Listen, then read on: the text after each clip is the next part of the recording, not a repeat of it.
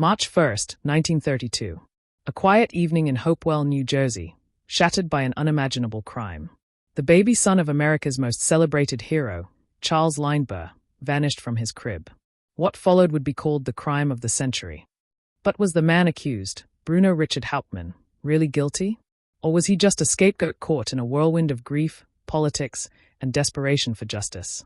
At around 9 p.m., Betty Gow, the Lindbergh's nursemaid, discovered something horrifying.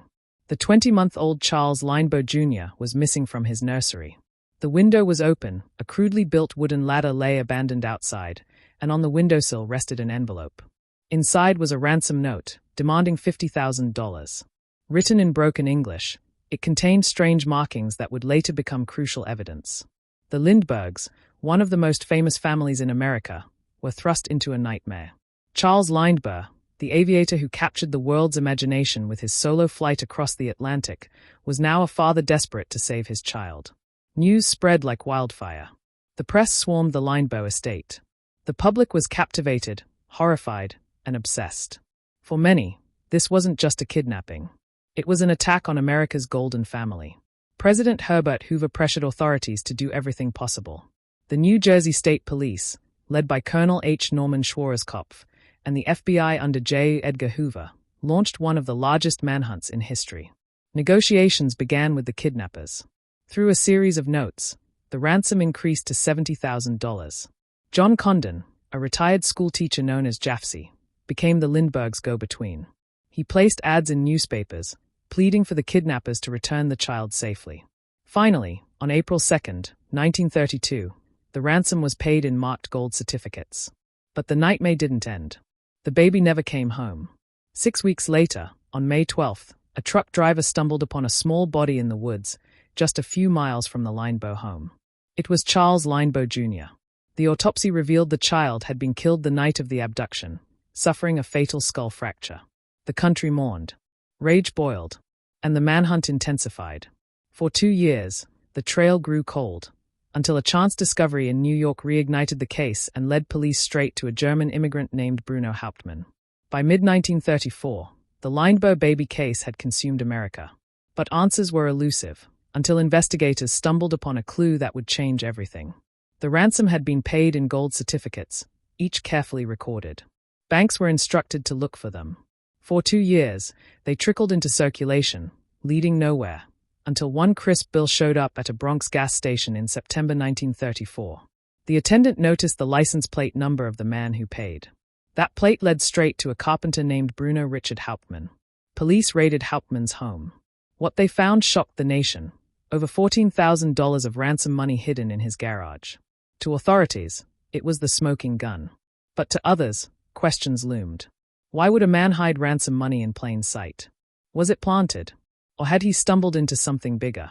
Bruno was a 34-year-old German immigrant, a carpenter by trade. He had served in World War I, immigrated to the U.S. illegally, and lived with his wife Anna and young son. Neighbors described him as quiet, hard-working, and devoted to his family. But his past wasn't spotless. He had a criminal record in Germany for burglary. For hours, police grilled him. He insisted he was innocent. He claimed the money had been left with him by a friend, Isidor Fisch, who had since died in Germany. It was a convenient story, but was it true, or a desperate lie? Investigators believed they had more than just the money. They claimed the ransom notes were written in Hauptmann's handwriting. They also pointed to wood taken from his attic that allegedly matched the ladder used in the kidnapping. The circumstantial evidence was piling up. But was it enough to prove guilt beyond a reasonable doubt? The stage was set for one of the most sensational trials in American history. And in January 1935, the world turned its eyes to a small courthouse in Flemington, New Jersey, where Bruno Hauptmann would fight for his life. The nation had a suspect. The nation had its rage. Now it wanted justice. On January 2, 1935, Bruno Hauptmann went on trial for the murder of Charles Lindbergh Jr. The case drew worldwide attention. Reporters flooded the tiny town of Flemington. Crowds gathered outside, eager for a glimpse of the man accused of the crime of the century. The courthouse became a circus. Vendors sold hot dogs outside. Souvenir hunters bought postcards with Hauptmann's face. The trial wasn't just about justice, it was entertainment. The prosecution, led by Attorney General David Willents, presented Hauptmann as a cold, calculating criminal. Over $14,000 of ransom bills were found in his possession. Wood in his attic matched the ladder used in the crime. Handwriting experts swore the ransom notes were his. Witnesses, from gas station attendants to carpenters, linked him to the crime. Hauptmann's defense attorney, Edward Riley, was flamboyant but erratic. Paid largely by the Hearst newspapers for publicity, he sometimes seemed more focused on headlines than strategy. Still, he argued passionately. The ransom money, he said, had been left with Hauptmann by Isidore Fish. The Wood evidence was unreliable, and handwriting experts contradicted each other. Charles Lindbergh himself sat in the courtroom. His silent, stern presence was powerful. When he pointed at Hauptmann as the man whose voice he heard the night of the ransom exchange, the impact was devastating. The trial was turning against Hauptmann. But shocking testimony and questionable evidence would raise doubts about whether this was true justice, or something far darker. The trial of Bruno Richard Hauptmann quickly became more than a legal proceeding. It was a national obsession. Every day, reporters lined up before dawn for seats. Radio networks broadcast hourly updates. For many Americans, this trial was the closest thing to a movie drama unfolding in real life. Inside the courtroom, tensions ran high. Hauptmann sat quietly, expressionless, beside his lawyer. His wife Anna sat nearby, clutching her hands, enduring glares from the crowd who saw her husband as a monster. The prosecution focused heavily on the ladder. Wood experts testified that one rail of the homemade ladder matched a missing piece of timber from Hauptmann's attic. The grain lines and nail holes, they said, were identical. To the jury, this seemed like irrefutable science. Then came the handwriting experts. They compared the ransom notes to Hauptmann's letters, claiming the similarities were undeniable. Every curve, every misspelling, every awkward flourish, according to them, it was his hand. But not everyone agreed. Some experts questioned the validity of handwriting analysis. Others wondered whether police had guided comparisons to fit their narrative. Still, in the eyes of the jury, the state's witnesses carried weight. Meanwhile, the defense struggled. Edward Riley cross-examined witnesses aggressively, but often lost his focus. Instead of building reasonable doubt, he left the impression of confusion. The jury, already hostile, wasn't convinced. Outside, the press painted Hauptmann as guilty before the verdict was even considered. The people demanded punishment. Justice seemed less about facts and more about appeasing grief. And as the weeks dragged on, the evidence, no matter how shaky, continued to pile against him. Trials are not won by evidence alone. They are often won by emotion. In Flemington, that truth was on full display. Charles Lindbergh, the grieving father, loomed over the proceedings. His every appearance drew gasps from the crowd. His May presence reminded jurors of the tragedy. When he identified Hauptmann's voice as the one he heard in the Bronx during the ransom drop, it sent shivers through the courtroom. It was a powerful moment, but also controversial. Lindbergh had only heard a few words shouted in the DAC, nearly 3 years earlier. Could such a memory really be trusted? Yet few dared question him. Lindbergh wasn't just a father.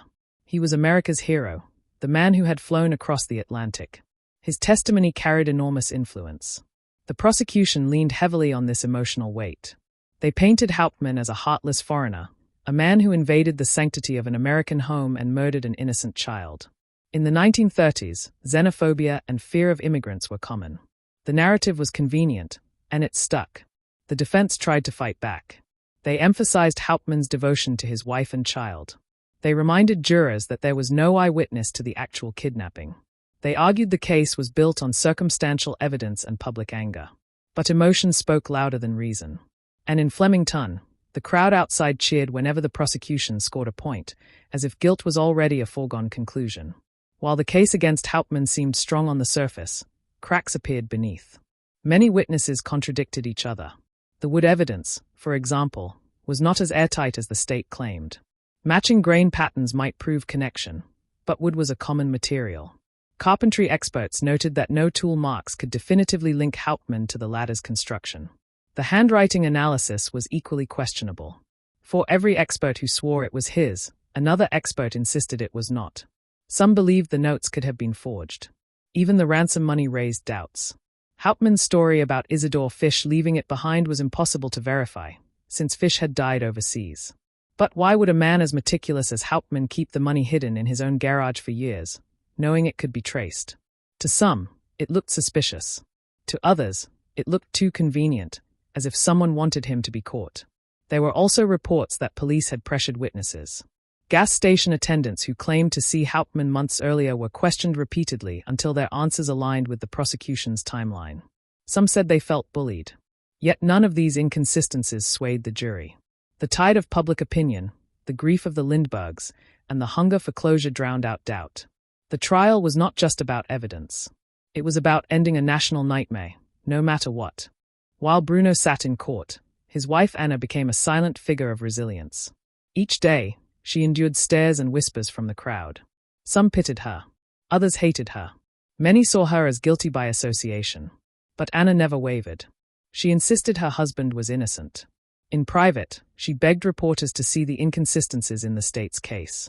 She reminded them that her husband was home the night of the kidnapping, that he loved children, and that there was no direct evidence linking him to the Lindbergh estate. Her pleas often fell on deaf ears. Newspapers preferred the story of a ruthless immigrant kidnapper. A devoted wife didn't sell papers. Still, Anna's quiet persistence would become important long after the trial ended. She dedicated her life to clearing her husband's name, long after the world had moved on. In the courtroom, though, her voice was drowned out by the roar of public anger. The jury wasn't listening to her. They were listening to the state. After weeks of testimony, the trial neared its conclusion. Both sides prepared their final words, the last chance to sway the jury. The prosecution's closing was fiery.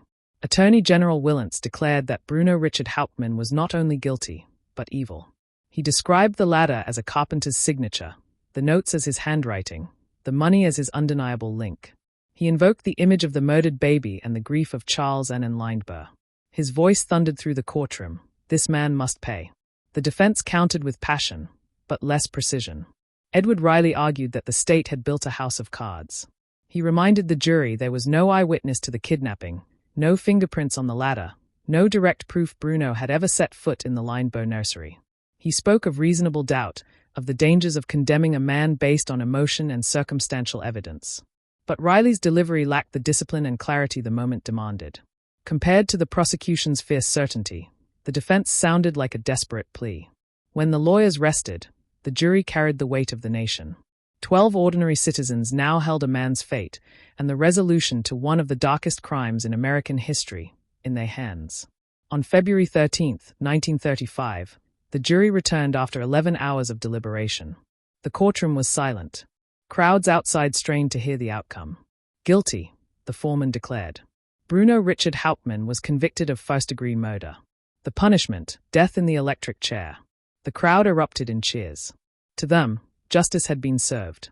The Lindberghs sat quietly, solemnly, their faces unreadable. Hauptmann, however, remained calm. He proclaimed his innocence to the end, insisting he had no part in the kidnapping or murder. His wife Anna wept as she clutched his hand, promising she would never stop fighting for him. The trial was over, but the questions had only begun. With Hauptmann convicted, America seemed satisfied. Newspapers declared victory. Politicians congratulated themselves. The crime of the century had its villain. But not everyone agreed. Some journalists and legal scholars raised alarms. The evidence was circumstantial, they argued. The witnesses unreliable. The case built on emotion, not proof. Organizations formed to protest the verdict. Appeals were filed. Hauptmann's lawyers argued that evidence had been mishandled, that testimony was contradictory, and that the trial had been unfairly biased by the circus-like atmosphere. Despite the efforts, the courts upheld the conviction. Each appeal was denied. Still, the controversy grew. Was an innocent man about to die for a crime he didn't commit? Or was justice being served, even if imperfectly? The countdown to execution began. And with it, the world waited to see whether Bruno Richard Hauptmann would confess or carry his claims of innocence to the grave.